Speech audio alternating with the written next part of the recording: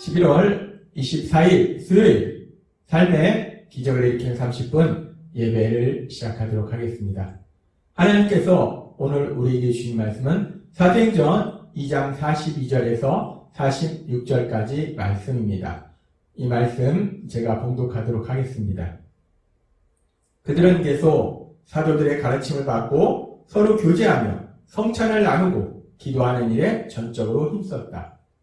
사도들을 통하여 놀라운 일과 기적이 많이 나타나자 사람들은 모두 하나님을 두려워하게 되었다.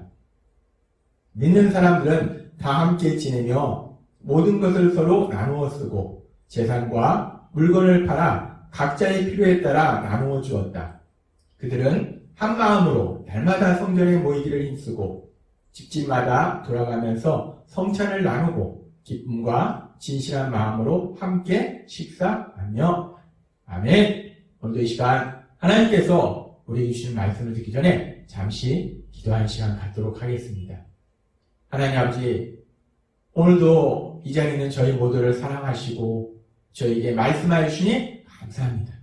하나님 아버지, 오늘도 저희의 영의 길을 열어주셔서 하나님 아버지께서 친히 나에게 주시는 그 말씀을 듣게 하시고 저희의 마음의 문을 활짝 열어주셔서 그 말씀을 믿게 하셔서 믿음을 통해서 하나님이 저희 삶 속에 예비하신 그 놀라운 역사들, 그 역사들을 풍성하게 체험하는 저희 모두가 될 수 있도록 은혜 베풀어 주옵소서.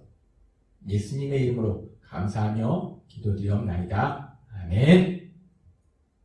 하나님께서는 우리에게 말씀하셨습니다. 사도행전 2장의 말씀을 통해서 이제 오순절날 성령님이 임하시고 그 성령님이 본격적으로 역사하시니까 놀라운 역사가 일어나는데 어떤 놀라운 역사가 일어나는가? 사람들이 구원받는 놀라운 역사가 기적이 일어납니다. 그렇게 성령님이 본격적으로 역사하시니까 사람들이 구원받는 그 기적이 일어나고 이 놀라운 기적과 함께 또 다른 놀라운 역사가 함께 일어나는데 어떤 역사가 일어나는가? 하나님께서 어제도 우리에게 말씀해 주셨다시피 그렇게 성령님의 역사하심에 따라서 구원받은 사람들, 그래서 하나님의 아들과 딸이 된 사람들이 혼자서 하나님의 사랑 안에서 살아가는 것이 아니라 그렇게 구원받은 사람들이 하나님의 사랑 안에서 가족이 되어서 함께 세상을 살아가는 것을 우리가 볼 수 있었습니다. 그렇습니다. 이제 성령님이 역사하시니까 하나님을 믿는 사람들, 믿음의 사람들이 함께 세상을 살아가더라는 거예요. 믿음의 사람들이 함께 생활하더라는 겁니다. 믿음의 사람들이 모이는 모임이 시작되더라는 겁니다. 그리고 그렇게 믿음의 사람들이 모이는 모임을 우리가 무엇이라고 부르냐면 교회다라고 부릅니다. 교회는 단순히 건물이 아니에요. 교회는 건물이 아니고 교회는 그렇게 하나님을 믿는 사람들, 예수님을 구주와 주님으로 고백하는 사람들이 모여있는 거, 함께 생활하는 거, 그런 신앙 공동체, 그것이 교회라는 거예요. 헬라어에 보면은 교회라는 단어가 에클레시아라는 단어를 사용합니다. 이 에클레시아라는 단어는 하나님께 부름받은 사람들의 모임이라는 뜻이에요. 세상으로부터 하나님의 백성으로 세상에 살고 있었는데 그 중에서 하나님의 백성으로 하나님의 아들과 딸로 부름받은 사람들, 그 사람들의 모임, 그런 사람들의 신앙 공동체, 그것이 교회다라고 말씀한다는 겁니다. 따라서 이제 성령님이 본격적으로 역사하시니까 그렇게 예수님을 믿는 사람들의 모임, 예수님을 믿는 사람들의 신앙 공동체인 교회, 그 교회가 시작되더라는 거예요. 그렇게 성령님의 역사하심에 따라서 교회가 시작되는 것을 우리가 사도행전의 말씀을 통해서 볼 수 있고, 그러면서 우리가 여기서 잠시 마태복음의 말씀을 살펴보면, 마태복음에 보면은 예수님께서 빌립보 가이사랴 지방에 이르렀을 때 제자들에게 묻습니다. 무엇을 묻냐면 사람들이 인자를 누구라 하느냐라고 묻습니다. 여기서 인자라는 것은 예수님 자신을 의미해요. 따라서 예수님의 질문은 세상 사람들이 나를 누구라고 부르느냐, 나를 누구라고 사람들은 얘기하고 있느냐라고 예수님이 묻습니다. 그렇게 예수님께서 예수님을 누구라고 세상 사람들이 말하고 있는가에 대해서 물으셨을 때 제자들이 이렇게 얘기합니다. 어떤 사람은 예수님은 침례 요한이다. 죽은 침례 요한이 돌아온 것이다. 라고 말하는 사람도 있습니다. 그리고 어떤 사람은 예수님은 엘리야다. 아니다. 예레미야다. 아니다. 선지자 중에 하나다. 라고 얘기하고 있습니다. 아무튼 사람들이 그렇게 다양하게 말하고 있습니다. 라고 예수님께 말씀드렸어요. 그랬더니 예수님께서 다시 한번 제자들에게 물으시는데 뭐라고 물으시냐면 그러면 너희는 나를 누구라 하느냐? 라고 물으십니다. 그래, 세상 사람들은 어떤 사람은 나를 엘리야라 하고 에레미야라 하고 뭐 여러 가지로 나를 얘기하는데 그러면 너희는 나와 함께 생활하면서 내가 무엇을 가리키고 무엇을 하는지 직접 본 너희는 나를 누구라고 생각하느냐? 라고 예수님이 묻습니다. 그렇게 예수님께서 너희는 나를 누구라고 생각하느냐? 라고 예수님의 제자들한테 질문하셨을 때 예수님의 제자 중 한 사람인 베드로 사도가 이렇게 대답합니다. 사도행전 마태복음 16장 16절 말씀. 시몬 베드로가 대답하여 이르되 주는 그리스도시요 살아계신 하나님의 아들이십니다. 라고 고백합니다. 주는 그리스도시요 살아계신 하나님의 아들이십니다. 예수님은 그리스도이십니다. 메시아이십니다. 예수님은 하나님이 우리에게 약속하신 그 메시아 구원자이시고 하나님의 아들이십니다. 라고 베드로 사도가 고백하더라는 거예요. 베드로 사도가 예수님에 대해서 아주 정확하게 고백합니다. 주는 그리스도시요 살아계신 하나님의 아들이십니다. 그렇게 베드로 사도가 정확하게 예수님이 어떤 분이신지 그 예수님에 대한 믿음을 고백했을 때 예수님께서 그런 베드로 사도를 향해서 이렇게 말씀하십니다. 마태복음 16장 17절 말씀. 예수께서 대답하여 이르시되 바요나 시몬아 내가 복이 있도다. 이를 내게 알게 하니는 혈육이 아니요 하늘에 계신 내 아버지시니라 라고 말씀합니다. 시몬아 베드로야 너는 복을 받은 사람이다. 너가 이 엄청난 진리 내가 그리스도시요 하나님의 아들이라는 이 놀라운 진리를 너가 알고 고백할 수 있는 것은 하나님께서 너에게 그 진리를 알게 하셨기 때문에 고백하게 하셨기 때문에 너가 그 진리를 알 수 있었고 고백할 수 있었던 것이다. 따라서 너는 정말 복받은 사람이다. 라고 베드로한테 말씀하십니다. 그렇게 베드로한테 말씀하시고 예수님께서는 계속해서 이렇게 말씀하십니다. 마태복음 16장 18절 말씀.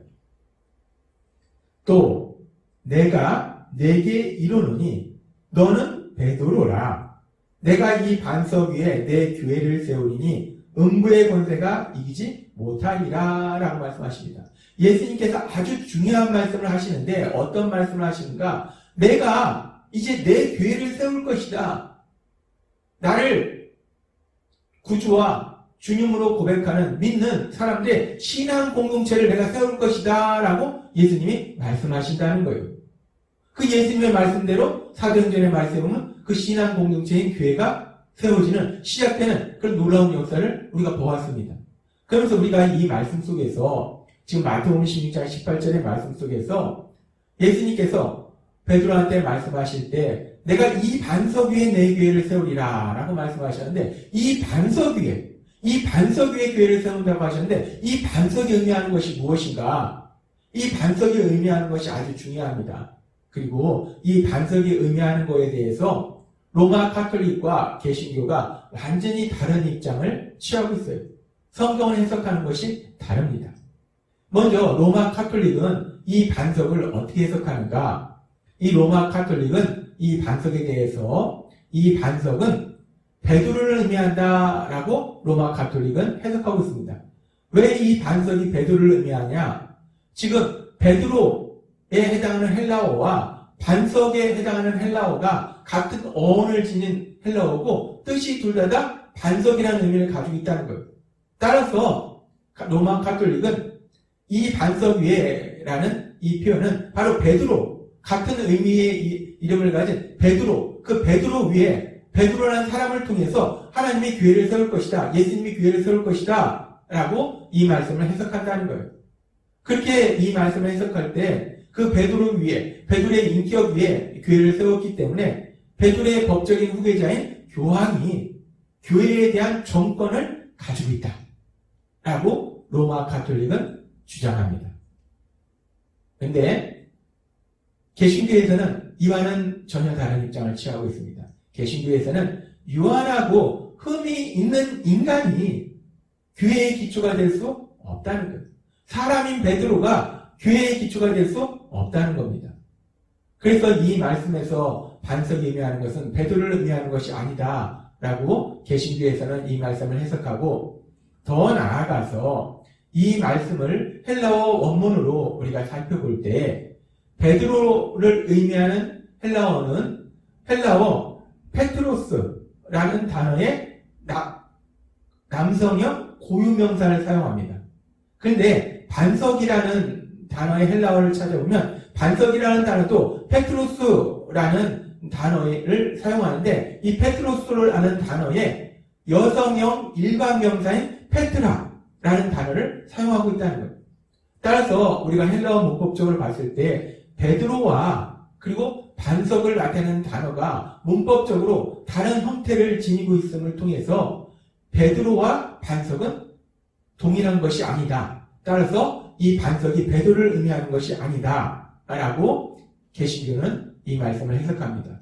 그러면 여기서 말씀하는 반석이 무엇인가? 이 반석은 바로 앞절에서 베드로 사도가 고백한 베드로의 신앙의 고백, 주는 그리스도시요 살아계신 하나님의 아들이시니라. 그 신앙의 고백, 그 믿음의 고백, 그 믿음의 고백 위에 교회를 세우겠다라고 예수님이 말씀하신 것이다 라고 개신교에서는 이 말씀을 해석합니다. 그렇습니다. 하나님 예수님께서는 지금 말씀하실 때 우리가 예수님을 구주와 주님으로 믿는 믿음의 고백, 그 믿음의 고백 위에 교회를 세우시겠다. 믿음의 고백 위에 신앙의 공동체를 세우시겠다라고 말씀하셨다는 거예요. 그렇게 예수님께서 믿음의 고백 위에 신앙 공동체를 세우시겠다라고 말씀하셨는데, 그 예수님의 말씀 그대로 이제 우리가 오늘 살펴본 사도행전 2장의 말씀에 보면은 성령님께서 본격적으로 역사하시니까 예수님을 구주와 주님으로 믿는 사람들이 구원받고, 그렇게 예수님을 구주와 주님으로 믿는 사람들이 혼자서 하나님의 사랑 안에서 살아가는 것이 아니라 예수님을 구주와 주님으로 믿는 사람들이 가족이 되어서 함께 살아가는 신앙 공동체, 교회가 시작되더라는 겁니다. 하나님 예수님께서 말씀하신 그대로 예수님을 구주와 주님으로 믿는 그 믿음 위에 이제 신앙의 공동체, 교회가 시작된 겁니다. 우리는 사도행전의 말씀을 통해서 그렇게 마태복음 16장에 말씀하신 그 예수님의 말씀처럼 그 신앙의 고백 위에 신앙의 공동체, 하나님을 믿는 믿음의 사람들이 가족이 되어서 함께 생활하는 그 신앙의 공동체, 특별히 사도행전 2장 42절의 말씀처럼 그들은 계속 사도들의 가르침을 받고 서로 교제하며 성찬을 나누고 기도하는 일에 전적으로 힘썼다라는 말씀처럼 이제 그렇게 예수님을 구주와 주님으로 믿고 고백하는 사람들이 함께 하나님의 말씀을 듣고 또 함께 기도하고 또 그 예수님을 구주와 주님으로 믿는 사람들이 서로 사랑하는, 함께 생활해가는 그런 아름다운 모습들, 신앙 공동체의 모습들, 교회의 모습을 우리가 볼 수 있다는 겁니다. 그렇습니다. 하나님께서는 예수님을 통해서 말씀하신 것처럼 이제 예수님을 믿는 사람들이 예수님을 믿고 하나님의 사랑 안에서 혼자서 따로따로 살아가는 것이 아니라 그 예수님을 믿는 사람들이 가족이 되어서 신앙 공동체를 이루어서 함께 서로 사랑하면서 살아가도록 만들어 주셨다는 거예요. 오늘도 하나님께서 우리에게 주신 말씀처럼 우리는 그렇게 성령님의 역사하심에 따라서 예수님을 구주와 주님으로 믿는 믿음의 고백을 할 수 있도록 인도하셨고, 그래서 우리에게 그 믿음의 고백을 한 다른 사람들과 함께 하나님의 사랑 안에서 가족이 되어서 신앙 공동체를 이루며 함께 살아가도록 하나님께서 우리를 만들어 주셨기 때문에 우리는 그 교회 중에서 특별히 우리 예수비전교회를 통해서 믿음의 가족이 함께 살아가는, 서로 사랑하면서 서로를 해서 기도해주는 그런 참된 행복을 누리시는 여러분이 되시길 주님의 이름으로 축원합니다. 기도하겠습니다. 하나님 아버지 감사합니다. 오늘도 주신 말씀처럼 하나님께서 우리에게 주신 말씀처럼 성령님의 역사하심에 따라서 이제 예수님을 구주와 주님으로 믿는 우리들이 신앙의 공동체인 교회를 이루어서 함께 세상을 살아갈 수 있도록, 함께 하나님의 사랑 안에서 살아갈 수 있도록 인도하시니 감사합니다. 하나님 아버지, 날마다 그렇게 함께 주님이 주신 그 놀라운 복들을 누리는 저희 모두가 될 수 있도록 은혜 베풀어 주옵소서. 예수님의 이름으로 감사하며 기도드리옵나이다. 아멘. 이 시간도 하나님께서 우리에게 주신 말씀을 묵상하면서 조용히 기도하는 시간 갖도록 하겠습니다.